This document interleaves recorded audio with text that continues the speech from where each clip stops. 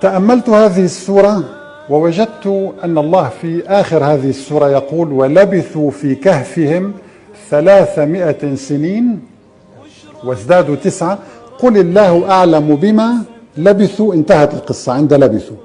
انتقل الحديث بعدها: له غيب السماوات والأرض إلى آخره، صفات الله تعالى. وفي بداية القصة يقول تعالى: لنعلم أي الحزبين أحصى لما لبثوا أيضا أمدا نحن نقص عليك نبأهم بالحق. هنا بدأت القصة. قل سبحان الله، أصحاب الكهف لبثوا 309 سنوات، والقصة تبدأ بلبثوا وتنتهي بلبثوا، فكم هو عدد الكلمات؟ وكانت المفاجأة، قمت بعد كلمات السورة أو القصة من لبثوا الأولى إلى لبثوا الأخيرة، وكان الرقم 309 كلمات بعدد السنوات التي لبثها أصحاب الكهف. سبحان الله.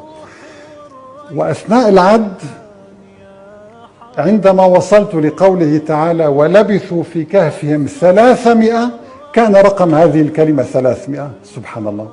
بالله عليكم، هل يمكن لمحمد عليه الصلاة والسلام أن يؤلف لنا قصة ويضبطها بهذا الشكل البلاغي الرائع، ويأتي عدد الكلمات من لبثوا إلى لبثوا يساوي 309 ما لبثه أصحاب الكهف؟